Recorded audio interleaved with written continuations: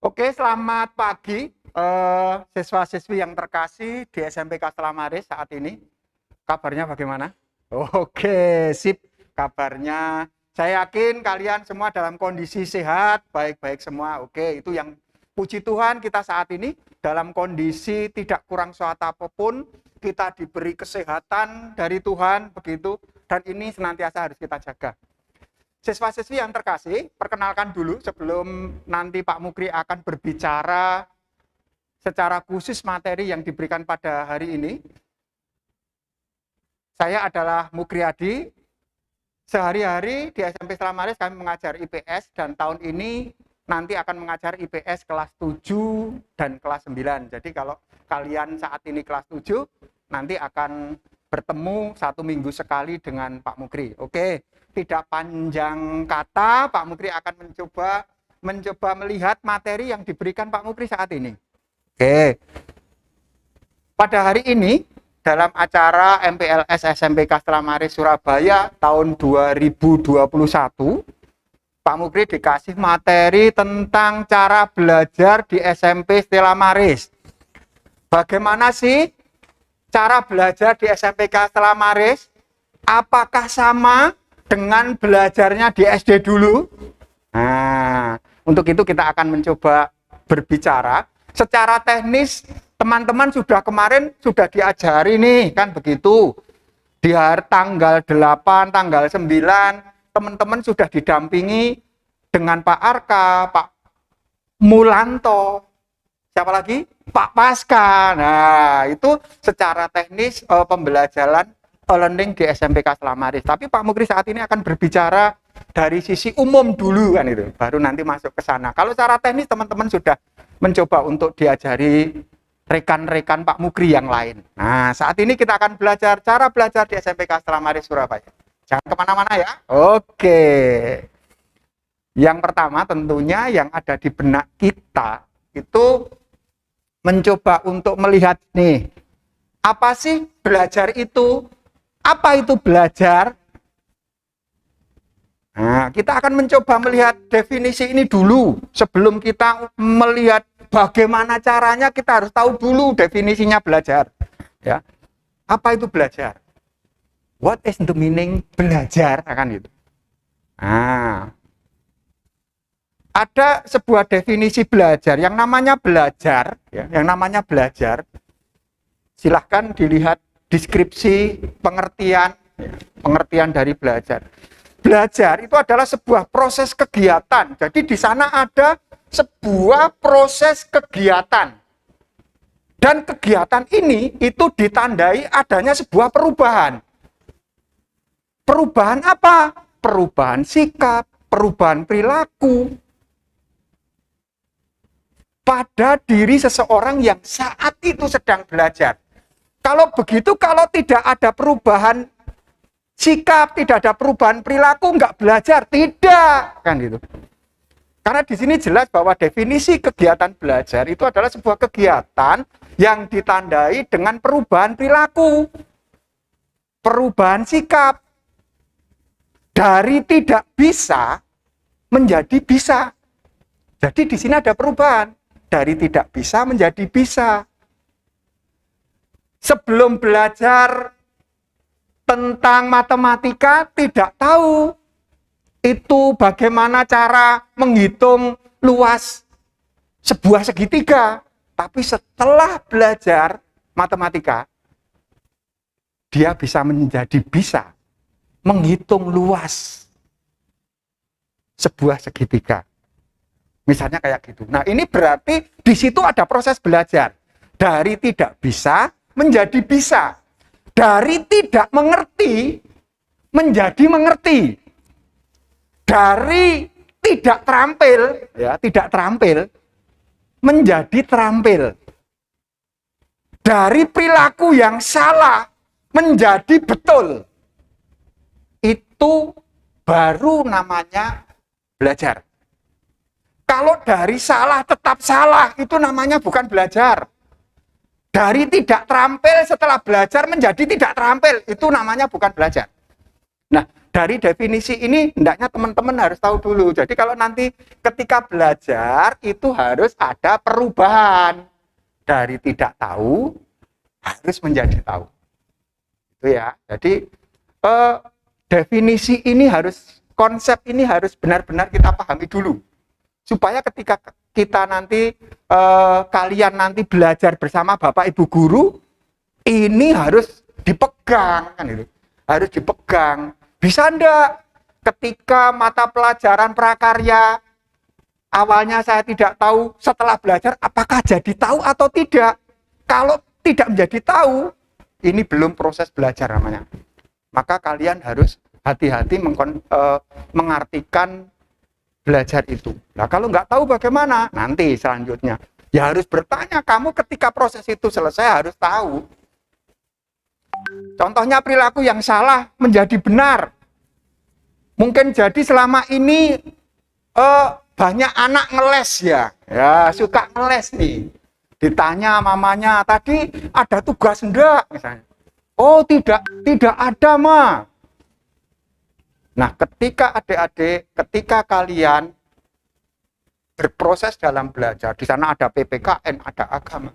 Kalau memang tugas atau pelajaran yang lain, perilaku yang salah, awalnya suka ngeles sama orang tua. Tetapi ketika proses belajar itu berlangsung, seharusnya ada perubahan. Yang awalnya suka ngeles, seharusnya ya tidak suka ngeles. Itu namanya belajar. Udah ya, kita akan lanjutkan lagi. Setelah kita tahu apa itu belajar, kita akan berbicara lebih lanjut nih. Perubahan sikap apa? Ya, perubahan sikap yang seperti apa? Apa saja? Sikap apa saja yang harus berubah dalam proses belajar itu? Ya, dalam proses belajar itu. Oke, kita lanjut. Kognitifnya harus berubah. Kognitif itu apa? Ini berhubungan dengan pengetahuan. Dari tidak tahu menjadi tahu. Nah, itu proses-proses kognitif. Dari cara menghitung nggak paham, tentang misalnya kalau IPS tentang pasar itu apa? Dari nggak tahu tentang pasar. Tapi setelah proses belajar akhirnya tahu, oh pasar itu seperti ini. Nah, itu namanya perubahan dari sisi kognitif, ya, pengetahuan maupun mata pelajaran yang lain. Pengetahuan kognitif harus ada perubahan dari tidak tahu menjadi tahu. Berikutnya, afektifnya juga harus ada perubahan. Sikapnya harus ada perubahan. Dari awalnya yang tadi sempat Pak Mukri sempat ngeles, tapi ini bukan anak-anak Stella Maris, anak-anak yang sekolah di luar sana kan. Suka ngeles, pelajaran ada tugas bilang nggak ada tugas, atau sikap-sikap yang lain yang selama ini mungkin menjadi sebuah sikap yang salah. Ya, menjadi sikap yang salah. Contohnya, ketika diterangkan nggak mau mendengarkan. Ketika ada tugas, tidak pernah mau mengerjakan. Sikap-sikap yang salah. Ketika orang lain berbicara, sini ikut berbicara. Sebuah sikap yang kurang benar. Tapi ketika proses itu Anda mau belajar, Anda harus berubah. Kalau ada perubahan yang awalnya tidak mau mendengarkan, akhirnya menjadi anak yang mau mendengarkan. Ketika orang lain bicara, mendengarkan menjadi pendengar yang baik. Itu afektif. Yang awalnya tidak peduli masa bodoh, lulu gue. Ternyata dalam perjalanan waktu, ada pelajaran PKN bersama Pak Alek, bersama Pak Paska. Agama bersama Bu Rosa, bersama Pak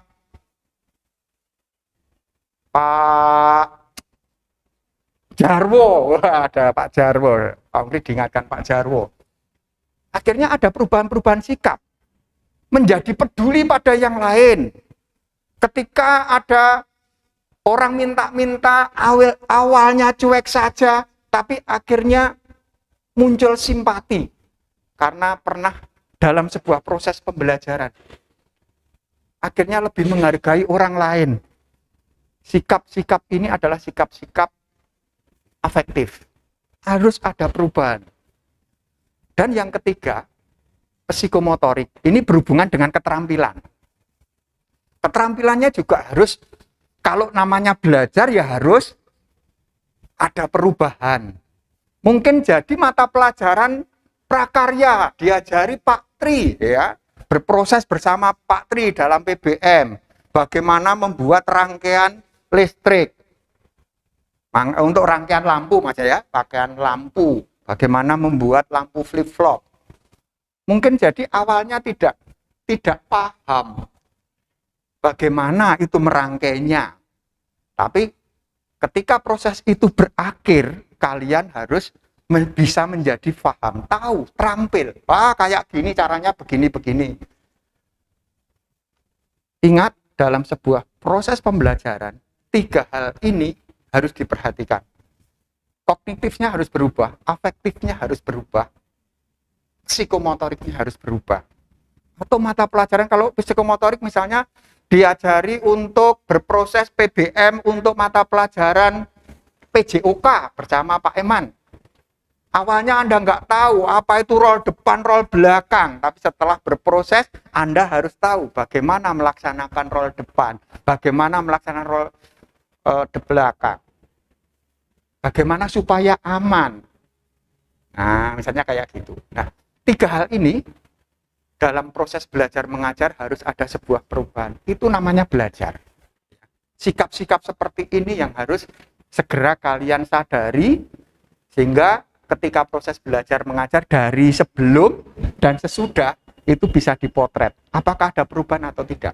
Kalau tidak ada perubahan, namanya nggak belajar kalian.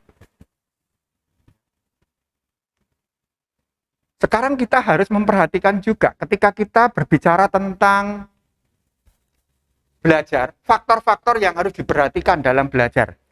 Faktor apa saja? Banyak faktor, ya, banyak faktor. Supaya belajar itu nanti membuahkan hasil, memang faktor-faktor ini harus benar-benar juga diperhatikan. Kalau nanti kalian, teman-teman di sini mau browsing, banyak sekali pasti faktor-faktor yang harus diperhatikan dalam belajar. Beberapa di antaranya ada di catatan slide yang kami sertakan. Silahkan dilihat. Yang pertama tidak kalah pentingnya adalah niat duluan.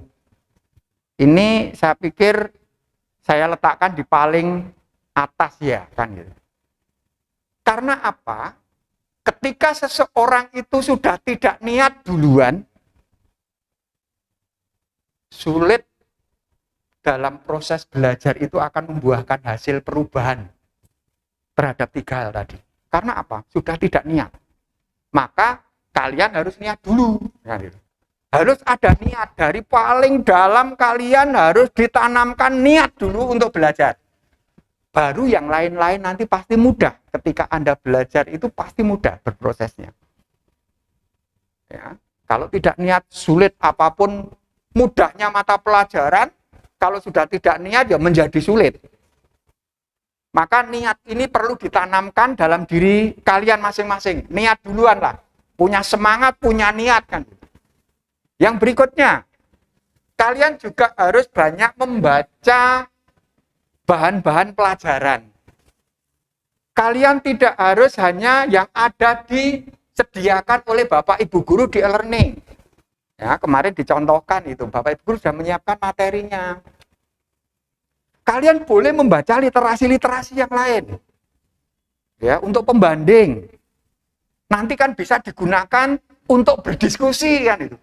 Jadi supaya kalian semakin dikayakan akan literasi. Enggak salah kalian membaca materi-materi yang sudah disiapkan, tetapi tidak menutup kemungkinan kalian bisa membaca literasi-literasi yang lain.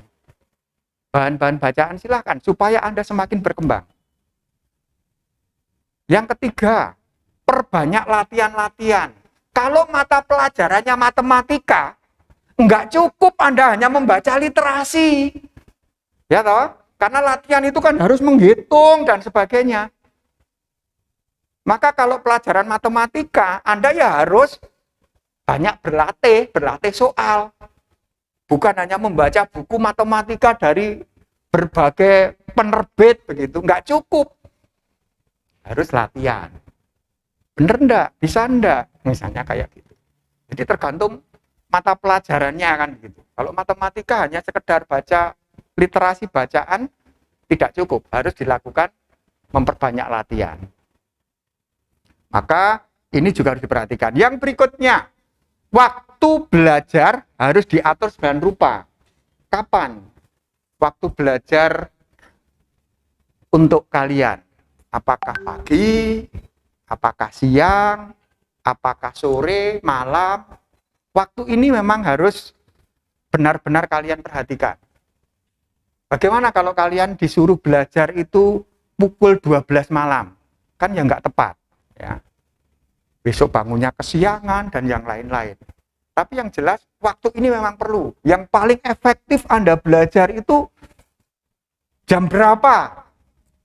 Kalau kita secara umum pasti ya pagi kan itu.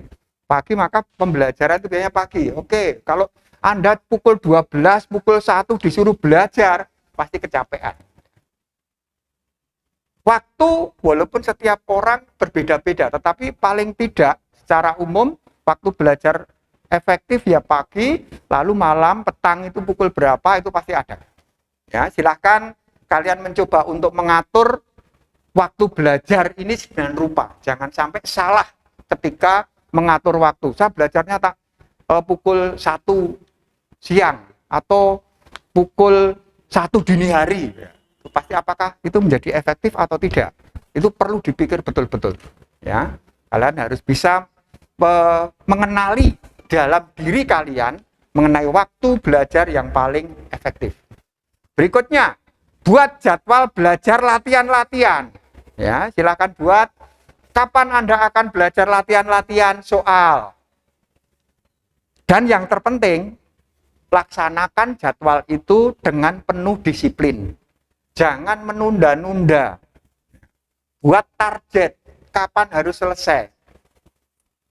Yang berikutnya, konsentrasikan dalam diri Anda sewaktu belajar. Konsentrasi. Silahkan dikenali, banyak anak-anak yang ketika belajar itu mulai terganggu konsentrasinya.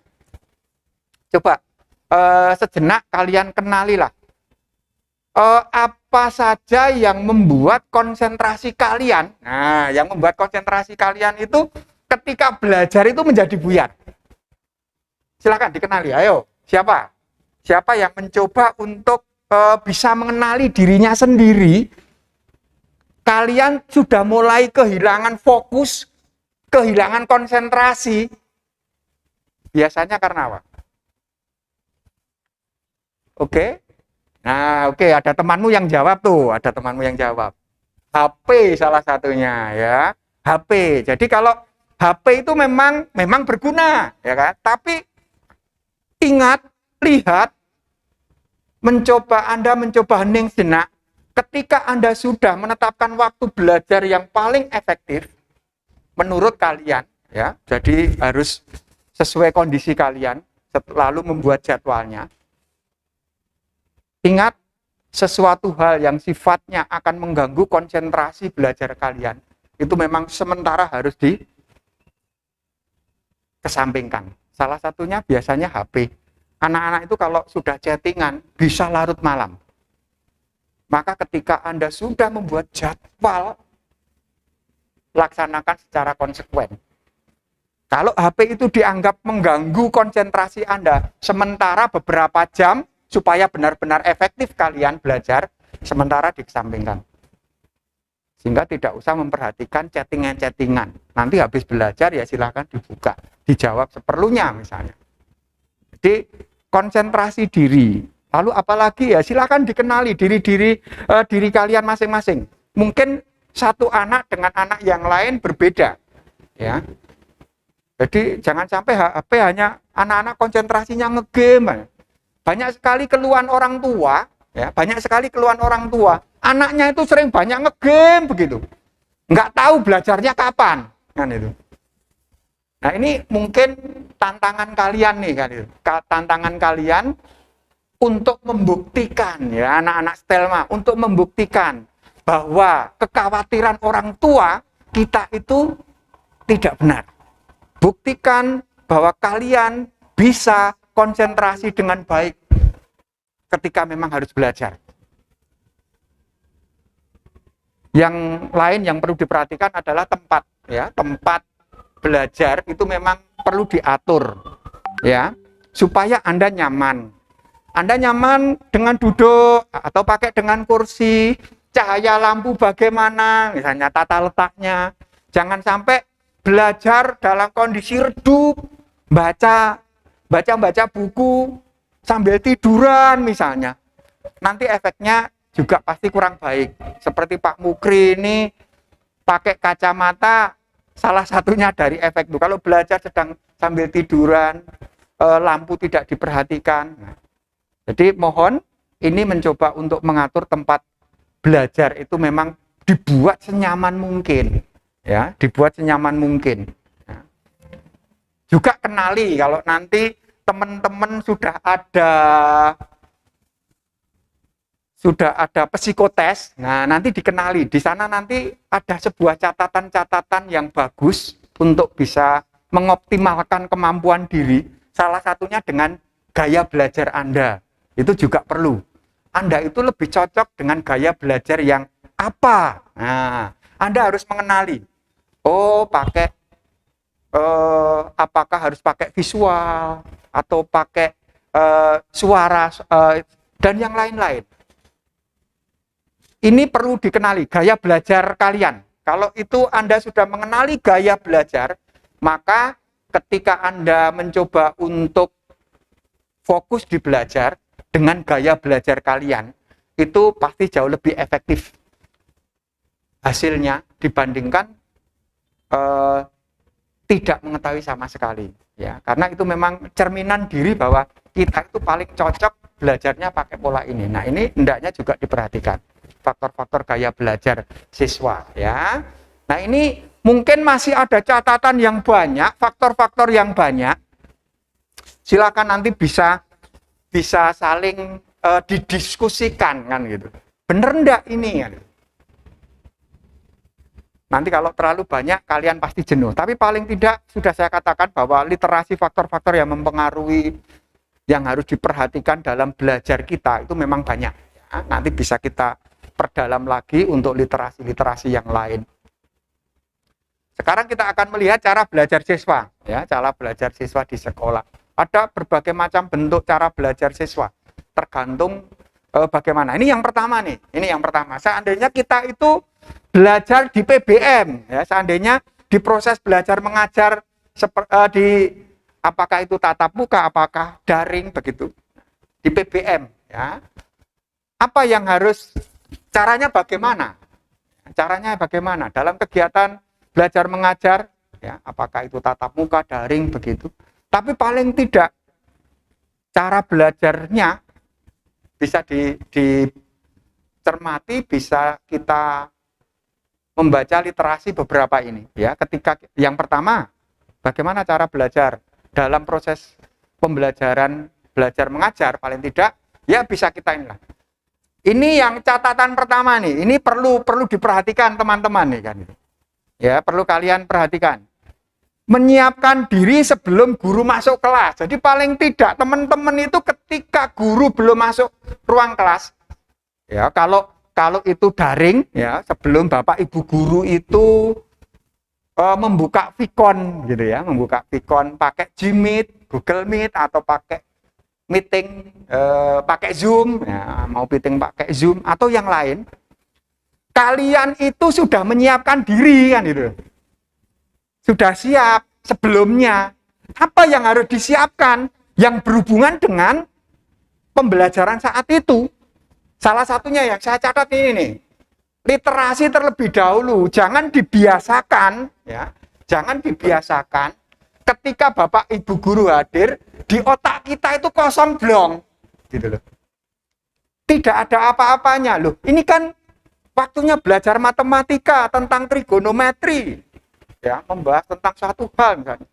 Ya sudah, ada dulu. Alangkah baiknya kalau teman-teman itu sudah literasi terlebih dahulu. Ya. tolong kebiasaan jelek yang menunggu belajar baru ketika didampingi guru itu coba untuk dilepas. Teman-teman itu sudah beranjak dari SD ke SMP. Kalau waktu SD ya sudah, waktu belajar ya ketika dengan Bapak Ibu guru. Seharusnya itu sudah mulai dirubah ketika Anda masuk ke jenjang yang lebih tinggi yaitu SMP. Jangan menunggu Bapak Ibu guru baru belajar. Tetapi sebelum Bapak Ibu guru masuk, Anda sudah punya literasi terlebih dahulu. Itu jauh lebih bagus. Jauh lebih efektif untuk menggapai sebuah tujuan dalam pembelajaran itu. Kalau begitu harus belajar dulu, Pak. Iya, kan itu. Iya, tidak ada kata lain. Ingat, kalian tidak anak-anak lagi. Bapak Ibu guru kan sudah menyiapkan tuh materi-materi yang ada di e-learning.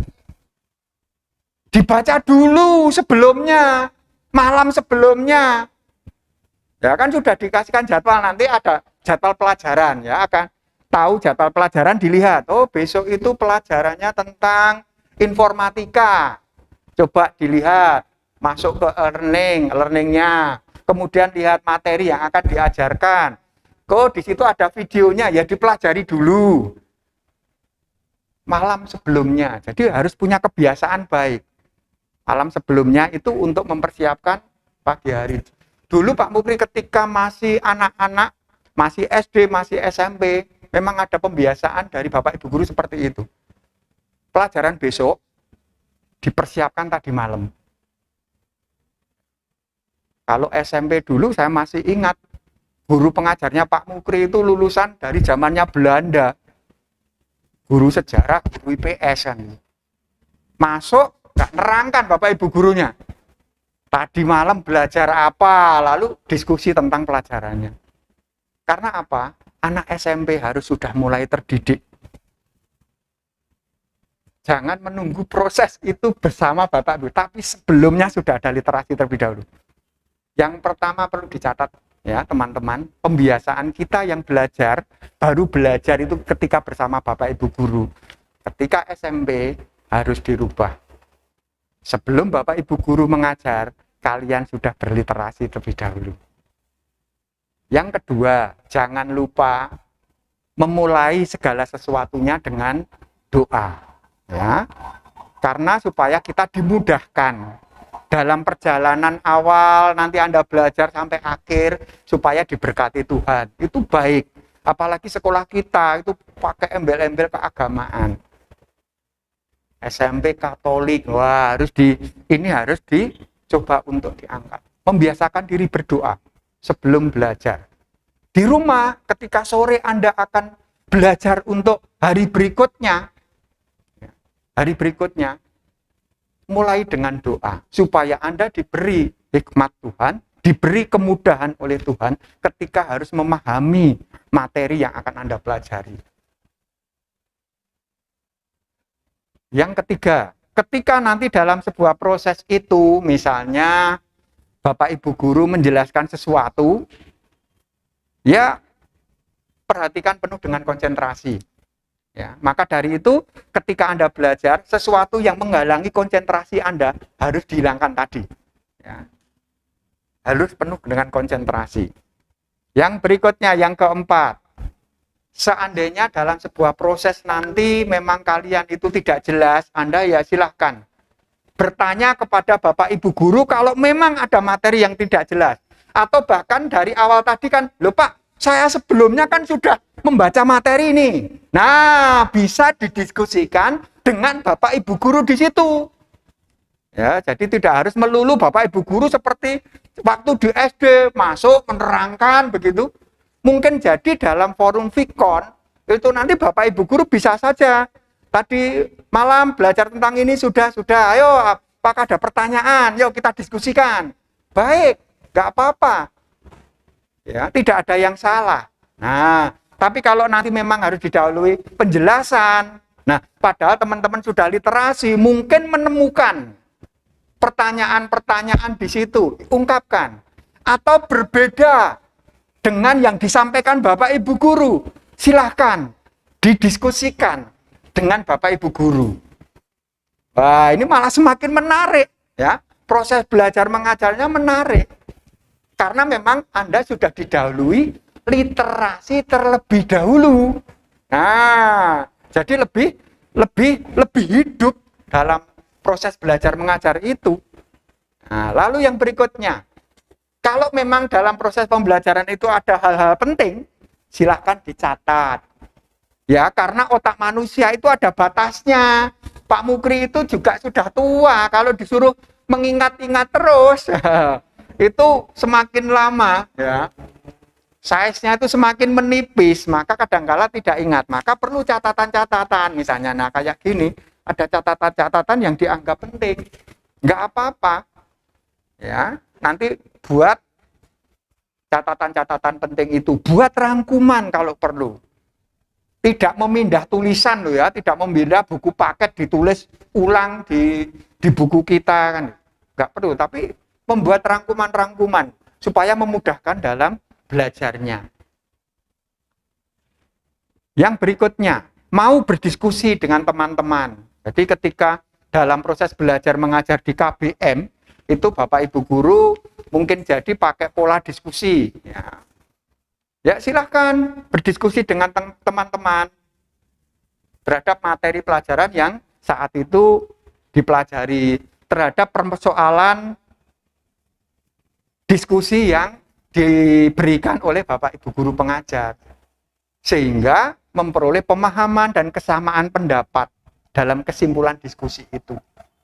Jangan sampai menjadi sebuah pribadi yang tidak mau untuk bekerja sama dengan orang lain. Mengerjakan tugas jika memang ada tugas, tidak perlu menunda-nunda waktu. Lebih cepat lebih baik. Nah, kan gitu. Lebih cepat lebih baik. Wah, ini kan masih lama, ini tugas ini kan 2 hari, 3 hari, 5 hari. Jadi nggak perlu kita kerja. Lebih cepat lebih baik. Selesaikan supaya nanti paling tidak Anda tadi pekerjaannya tidak menumpuk di belakang. Mungkin jadi yang lain ada tugas. Ini paling tidak gambaran tentang PBM seperti itu. Kalau teknisnya teman-teman kalian kemarin kan sudah didampingi itu kan itu. Saya mencoba untuk memotret dari sisi yang lebih luas. Yang berikutnya yang kedua. Kalau tadi cara belajar ketika dalam proses belajar mengajar PBM, baik itu daring, baik itu tatap muka begitu. Kalau saat ini kan masih daring. Nah, yang kedua, belajar mandiri. Belajar mandiri. Yang namanya belajar mandiri itu adalah sebuah proses belajar yang dilakukan secara mandiri. Ya. Sebuah kegiatan belajar di mana belajar itu dilakukan secara mandiri oleh anak tersebut, oleh diri kita sendiri. Jadi entah ketika kita mengerjakan tugas, ketika ada tugas Bapak Ibu guru, ketika waktu luang kita tugasnya macam-macam lah. Seandainya ada, silakan rangkum, silakan membuat video, ya. Nanti tugas ini bentuknya Anda harus bisa membuat video nih. Ataukah ada soal-soal latihan, tugas-tugas latihan yang harus Anda kerjakan. Nah, ketika proses belajar Anda mengerjakan sendiri, itu namanya belajar mandiri. Belajar mandiri yang harus dikerjakan. Nah ini contohnya ini teman Anda ini belajar secara mandiri. Proses yang dilakukan oleh siswa itu sendiri. Belajar mandiri. Wah, ini ada satu nih. Ini contohnya, nah. Ketika dalam sebuah pembelajaran, mungkin jadi Bapak Ibu guru memberikan tugas-tugas. Ya, seperti yang Pak Mukri katakan tadi. Apakah itu merangkum, apakah itu menyelesaikan soal, atau dikasih persoalan. Atau dalam kehidupan teman-teman yang saat ini daring di rumah, mungkin jadi seperti yang Pak Mukri alami ini. Ini Pak Mukri pernah mengalami ini.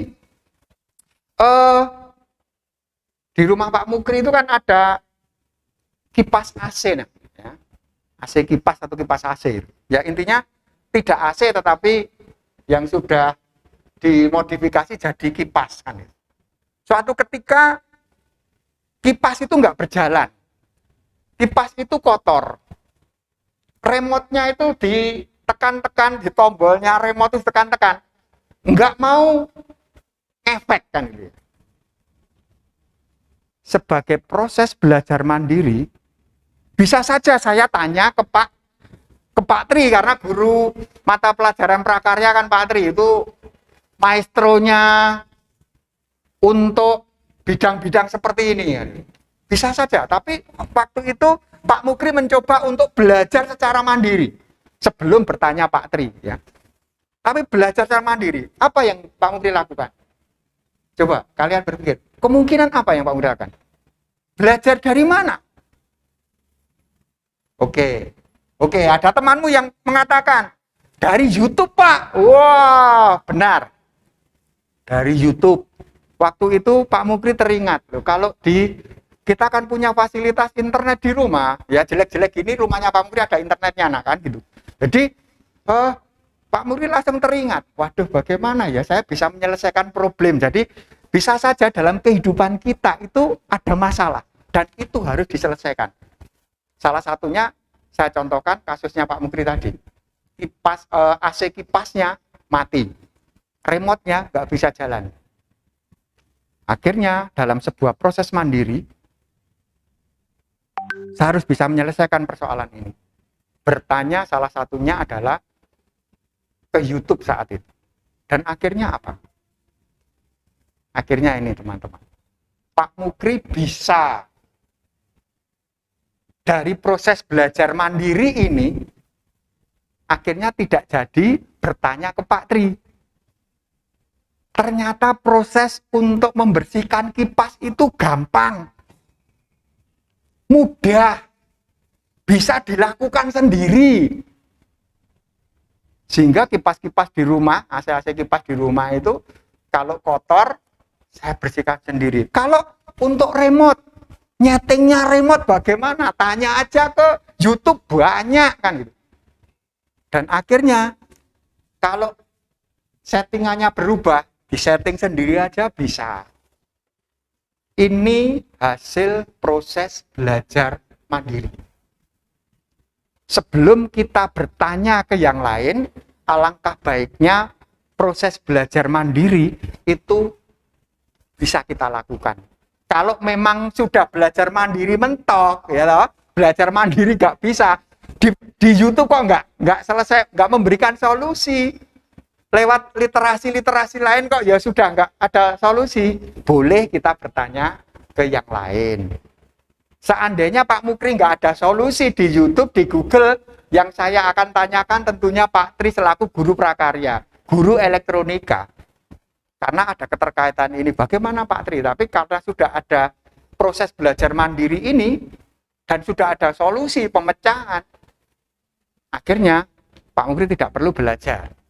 Tidak perlu bertanya, maksud saya tidak perlu bertanya ke Pak Tri, karena sudah bisa menyelesaikan persoalan ini, ya, persoalan kehidupannya Pak Mukri, salah satunya persoalan kecilnya ini, dari proses belajar mandiri.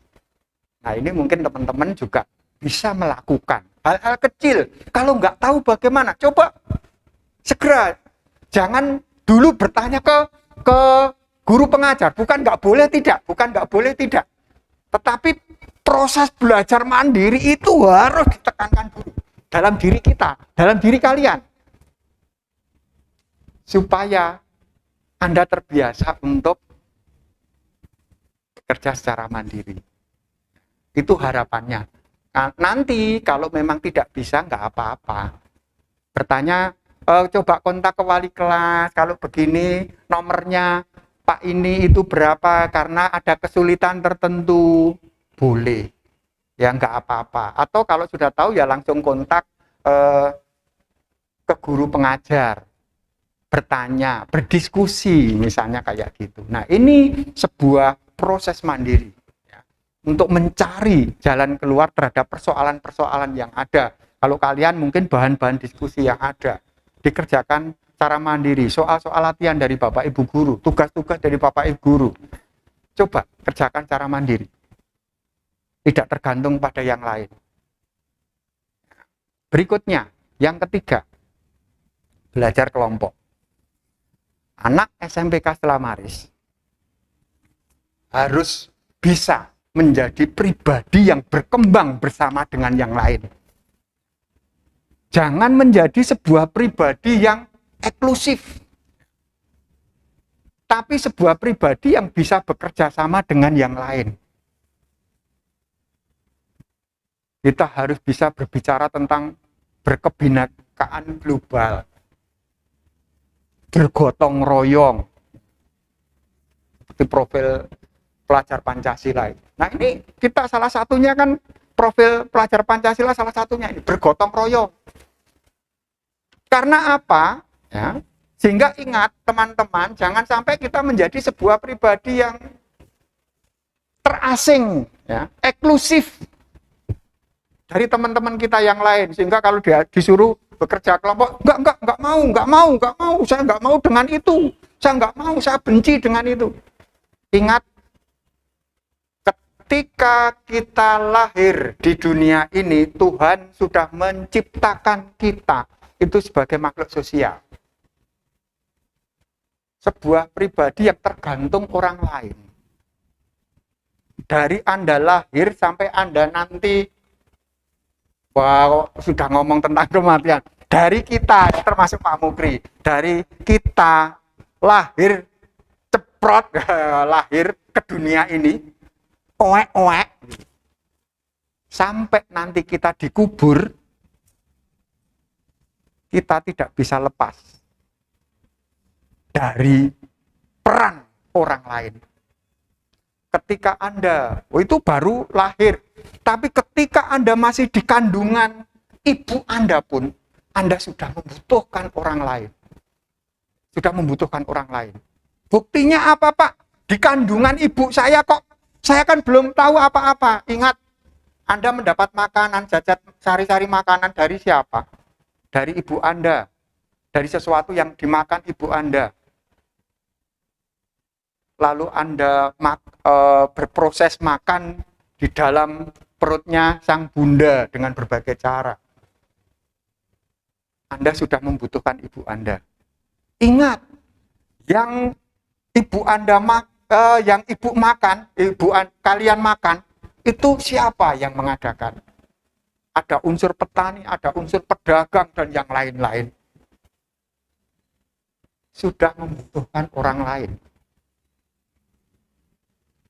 Demikian saya mengatakan bahwa ketika kita masih dalam kandungan, ketika Anda anak-anak, ketika Anda jadi dewasa, remaja, dewasa, lalu orang tua, sampai nanti Tuhan memanggil kita, kita masih membutuhkan mereka. Apa bisa kita ketika meninggal lalu kita menggali kubur sendiri, lalu berjalan, lalu masuk ke liang kubur, lalu menutup kubur kita? Tidak bisa. Karena memang Tuhan menciptakan kita sebagai makhluk sosial. Makhluk yang membutuhkan orang lain. Maka dari itu, kita harus mau belajar kelompok. Belajar dengan orang lain. Nah, kalau nanti ada tugas-tugas, silahkan Anda belajar dengan kelompok-kelompok semua teman tanpa pandang bulu siapa mereka. Karena Anda berproses belajar di sana. Di sana biasanya ada tugas-tugas Bapak Ibu guru yang bisa diselesaikan secara kelompok. Silahkan itu dilakukan. Kalau kelompok biasanya ada diskusi nih kan itu. Ada diskusi. Ya, ada diskusinya. Diskusi itu merupakan ajang untuk belajar kita juga. Belajar apa? Satu, ayo apa? Oke. Menghargai pendapat orang lain. Supaya kita terdidik bahwa ketika orang lain berbicara, kita juga harus menghargai. Jangan menang sendiri. Belajar apa? Belajar mengungkapkan, menyampaikan pendapat. Jadi seorang pemikir. Ajar menjadi apa ya? Memperkuat keberanian kita ngomong di depan umum. Menyampaikan pendapat kita. Nah, ini adalah proses belajar ketika teman-teman harus berdiskusi dengan kelompok itu. Nah, ini beberapa hal ketika bagaimana cara belajar, paling tidak itu akan belajar bermanfaat buat kalian. Ya, ketika dalam PBM, ketika Anda harus belajar secara mandiri, apa yang harus dilakukan tadi. Dan yang ketiga, ketika dalam sebuah kelompok. Hendaknya ini biarlah hal-hal yang sudah kita bicarakan tadi itu bermanfaat buat teman-teman yang ada di sini, khususnya ya anak-anak SMPK Selamaris kelas 7. Oke, ada pertanyaan? Oke, kalau memang tidak ada pertanyaan dianggap cukup, maka materi saat ini akan Pak Mukri sudahi dan terima kasih. Salam sehat buat kita semua. Saya